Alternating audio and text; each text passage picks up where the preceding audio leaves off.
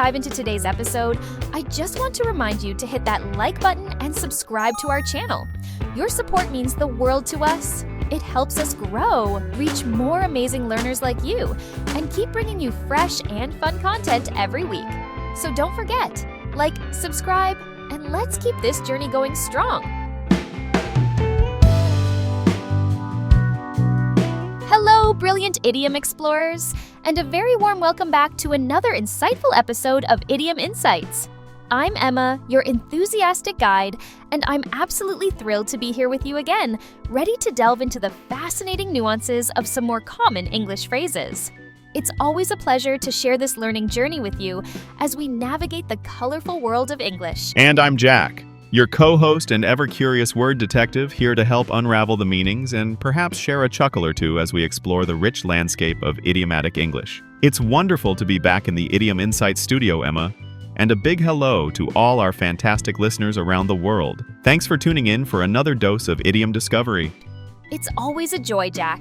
Today, we've selected 4 incredibly useful and vivid idioms that you'll undoubtedly encounter in everyday English. Understanding these will not only significantly boost your comprehension, but also provide you with more natural and expressive ways to communicate your own thoughts and observations. These phrases cover unwelcome intruders, old rivalries, showing emotional strength, and thinking very hard. A truly excellent and varied mix today, Emma. These are idioms that really add character and depth to conversation. Here are the 4 idioms we'll be diving into in this episode of Idiom Insights. First, an idiom for an unwelcome person in a group, a cuckoo in the nest. Second, a phrase for feelings of hatred or a strong feud between people, bad blood. Third, an expression for showing emotional restraint in difficult times, keep a stiff upper lip. And finally, an idiom for trying very hard to remember or solve something, rack your brain. Those are all fantastic and very common idioms, Jack. Each one paints a very clear picture and is used frequently, so understanding them will be incredibly beneficial for our listeners as they engage in English conversations and encounter these phrases in media. I couldn't agree more. They're all very practical and insightful. And before we delve into the intricacies of our first idiom, a quick and sincere request from both of us here at Idiom Insights. If you're finding these episodes valuable for your English learning journey and you enjoy our explorations, please take a moment to subscribe or follow our podcast on your preferred listening platform. Yes, subscribing is the best way to ensure you don't miss any of our future idiom adventures and linguistic discoveries. And if you're feeling extra supportive, a like or a positive rating on your podcast platform truly helps other English learners discover Idiom Insights. We are so grateful for your engagement and continued support. It really fuels our passion for this. It genuinely makes a massive difference. Thank you all for being part of our community. Right then, Emma, are you ready for our first idiom? Which sounds like it involves a bit of bird trouble. Let's do it. Our first idiom for this episode of Idiom Insights is a cuckoo in the nest. A cuckoo in the nest. This is a very interesting one. Based on nature, cuckoo birds are famous for laying their eggs in other birds' nests. What does this idiom mean when we apply it to people, Emma? That's exactly where the idiom comes from, Jack. The cuckoo chick, once it hatches, often pushes the other eggs or chicks out of the nest, so the foster parents raise only the cuckoo. So, idiomatically, a cuckoo in the nest is an unwelcome intruder in a group, a family, or a situation. Someone who doesn't belong there and often causes problems for the existing members, or takes resources that should belong to others. So it's about an outsider who infiltrates a group and is seen as a negative or disruptive presence. For example, if a long-established team at work gets a new member who is very selfish, doesn't share the team's values, and causes arguments, that new member might be seen as a cuckoo in the nest. Precisely!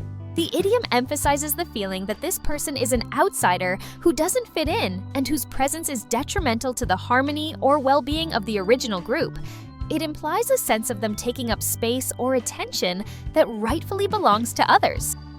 It's a very powerful metaphor because it's not just about someone being different. It's about them being an unwelcome presence that can cause actual harm or displacement to the established members of the nest. Yes, the element of being an unwanted and often troublesome outsider is key. It could be a new step-parent who is not accepted by the children, or a new member of a club who tries to change all the rules and upsets everyone. So it's about that feeling of an illegitimate member of a group causing disruption. Exactly. It's all about that unwelcome intrusion.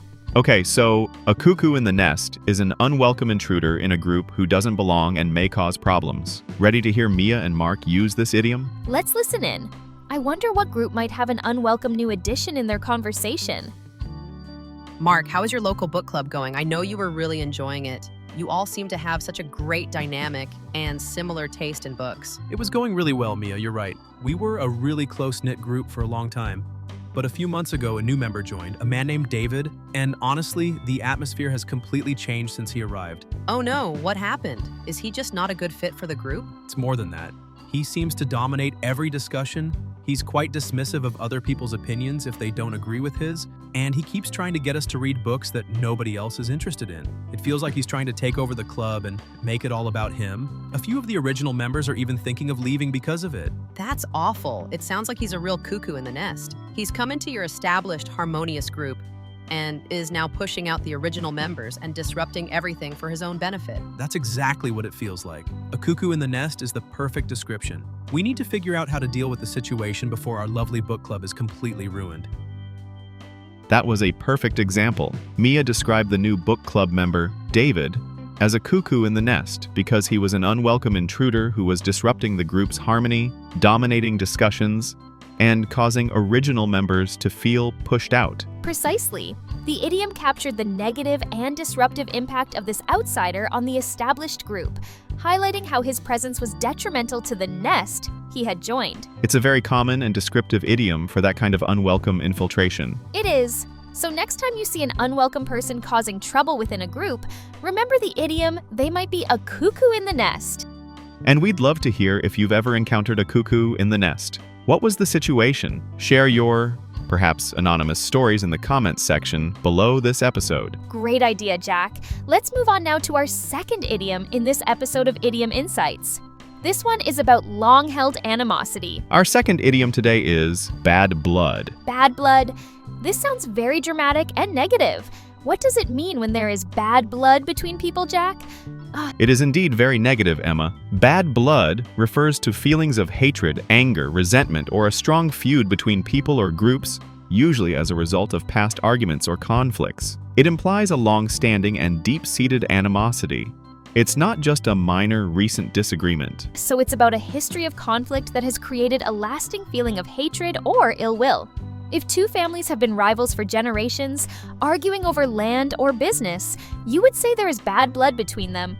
Precisely. Or if two colleagues had a major falling out years ago over a promotion and have disliked and distrusted each other ever since, there is bad blood between them. It suggests that the relationship is poisoned by past events, and that forgiveness or reconciliation is unlikely. It's a very strong term. It doesn't just mean they don't get along, it implies active dislike and a history of antagonism. You can often feel the bad blood in a room when certain people are together, even if they're not speaking. There's a palpable tension. Yes, that's a great point. It often creates a very tense and uncomfortable atmosphere. The phrase itself is quite old and is linked to the historical belief that blood was the seat of emotions. So bad blood would literally mean bad feelings or temperament. So it's about a deep and enduring feud. Exactly. The key is the long-standing nature of the hatred. So bad blood refers to long-standing feelings of hatred, resentment, or a feud between people or groups. Ready to hear Mia and Mark use this idiom? Let's listen in. I wonder what long-running feud they might be discussing. Mia, my cousin, invited me to his wedding next month, and while I'm really happy for him, I'm also a little bit nervous about the family gathering. Oh, why are you nervous, Mark? Don't you usually get on well with your family? I get on with most of them, yes, but the problem is that both my Uncle Robert and my Uncle David will be there, and they haven't spoken a single civil word to each other in over 20 years. 20 years? Wow, that's a long time to hold a grudge. What happened between them? It was a bitter dispute over the family business after my grandfather passed away. They had a huge falling out, said some terrible things to each other, and the relationship has been completely broken ever since. There is some serious bad blood between them. Every family event is so tense because everyone is worried they might start arguing. Oh dear, that sounds incredibly stressful. So there's real deep-seated bad blood there, not just a minor disagreement. I can see why you'd be nervous. You just have to hope they can be mature enough to put it aside for one day for the sake of your cousin's wedding. That dialogue perfectly illustrates the idiom. Mark described the long-standing, deep-seated hatred and animosity between his two uncles as bad blood stemming from a bitter dispute over 20 years ago. Exactly. The idiom captured the enduring and serious nature of their feud, which created tension at every family gathering. It highlighted that this was not a simple argument, but a deep-rooted conflict. It's a very common and effective way to describe such long-standing hostility. It is. So next time you encounter a long-running feud between people, you can say there is bad blood between them. And we'd love to hear your thoughts on this. What do you think is the best way to resolve bad blood? Share your ideas in the comments below this episode. Wonderful idea, Jack. Let's move on now to our third idiom in this episode of Idiom Insights. This one is about showing emotional strength. Our third idiom for today is keep a stiff upper lip. Keep a stiff upper lip. This is a very classic and perhaps stereotypically British expression. What does it mean to keep a stiff upper lip, Jack? It is indeed a classic, Emma. To keep a stiff upper lip means to remain calm, stoic, and not show your emotions, especially feelings of sadness, fear, or distress, particularly in the face of adversity, difficulty, or disappointment. The physical image is that a person's lower lip might tremble when they are about to cry or show emotion, so keeping the upper lip stiff is a metaphor for suppressing that emotional display. So it's about demonstrating emotional self-control and resilience, not letting your feelings show, even when you are upset. If someone receives some bad news, but they have to continue with an important task, they might try to keep a stiff upper lip and not let their personal distress affect their performance. Precisely. It's often seen as a sign of courage, fortitude, and mental strength. It's about facing difficulties without complaining or showing weakness. For example, during difficult historical periods, people were often encouraged to keep a stiff upper lip for the sake of a national morale. It can be a very admirable quality, showing strength of character. However, in modern times, some people also see a downside to it, right? Suggesting that it's sometimes healthier to express your emotions rather than always suppressing them. That's a very important point. The modern perspective often balances the traditional view. While it's good to be resilient, always keeping a stiff upper lip and never showing vulnerability can also be emotionally unhealthy. So, while it's generally seen as a positive trait of stoicism, there's a growing awareness of the importance of emotional expression too. But the idiom itself refers to that act of stoic self-control. So, it's about not letting your emotions get the better of you in a difficult situation. Exactly. It's about maintaining your composure. So, to keep a stiff upper lip means to remain calm and not show emotion, especially distress, in the face of adversity. Ready to hear Mia and Mark use this idiom? Let's listen in. I wonder what difficult situation might require one of them to show such self-control. Mark, I'm so sorry to hear that your team didn't win the big contract you'd all been working on for the last 3 months. I know how much effort and how many long hours you all put into that proposal. You must be so disappointed. Thanks, Mia. To be honest, we are all completely gutted. We really thought we had a strong chance, and the news that we lost out to our main competitor was a huge blow to the whole team's morale this morning. I can only imagine. So, what's the atmosphere like in your team now? Are people very down about it? They are, but our manager, Susan, was amazing. She gathered us all together, and while you could tell she was just as disappointed as the rest of us, she really kept a stiff upper lip. She acknowledged the disappointment, but immediately started talking about what we could learn from the experience and focusing on the next big project we have coming up. Wow, that's great leadership. So she didn't let her own disappointment show, and instead, she projected strength and focus to motivate the team? Exactly. By keeping a stiff upper lip and being so resilient, she stopped everyone from dwelling on the loss and helped us to start looking forward again. It was really impressive. That dialogue perfectly illustrates the idiom. Mark described how his manager, Susan, kept a stiff upper lip after a major professional disappointment, meaning she remained stoic and did not show her own distress in order to project strength and motivate her team. Precisely. The idiom captured her emotional self-control and resilience in the face of adversity, highlighting how this quality helped her to lead effectively in a difficult moment. It's a very common idiom for describing that kind of emotional fortitude. It is. So next time you see someone remaining calm and not showing their distress in a difficult situation, you can say they are keeping a stiff upper lip. And we'd love to hear your thoughts. Do you think it's always good to keep a stiff upper lip, or are there times when it's better to show your emotions? Share your perspectives in the comments below this episode. Wonderful discussion point, Emma. Now, We've arrived at our fourth and final idiom for this episode of Idiom Insights. This one is about thinking very hard. Our final idiom for today is rack your brain. Rack your brain. This sounds quite painful, like you're torturing your brain. What does it mean to rack your brain, Emma? It does sound intense, doesn't it, Emma? And that intensity is key. To rack your brain means to think very, very hard about something, to make a great mental effort to try to remember something or to solve a difficult problem. The word rack historically refers to a medieval torture device used for stretching, so the idiom implies a difficult, strenuous, and almost painful mental struggle. So it's much more intense than just thinking. It's about a really concerted and difficult effort of memory or problem solving. If you are trying to remember the name of a person you met many years ago and you just can't recall it, you might sit for a long time racking your brain, trying to bring the memory to the surface. Precisely. Or if you are faced with a very complex puzzle or a riddle, you might have to rack your brain for hours to figure out the solution. It suggests a deep and often frustrating mental effort, where you are searching every corner of your mind for an answer. It implies a struggle. You don't rack your brain for something easy. You do it for something that is elusive or difficult. It's that feeling of intense concentration and mental strain. Yes, you can almost feel the physical effort of furrowing your brow and concentrating deeply when you imagine racking your brain. It's about pushing your mental faculties to their limit to find a piece of information or a solution. So, if you've lost your keys and you have no idea where they could be, you might sit down and rack your brain, trying to retrace every single one of your steps from the day. Exactly. A deep and focused mental search. So, to rack your brain means to think very hard or make a great mental effort to try to remember something or solve a problem. Ready to hear Mia and Mark use this idiom? Let's listen in. I wonder what difficult problem or elusive memory one of them might be struggling with. Oh, Mark, this is so frustrating. I'm trying to plan my presentation for next week, and I remember reading a brilliant article online a few months ago that had the perfect statistic to support my main argument, but I can't find it anywhere. Oh no, Mia.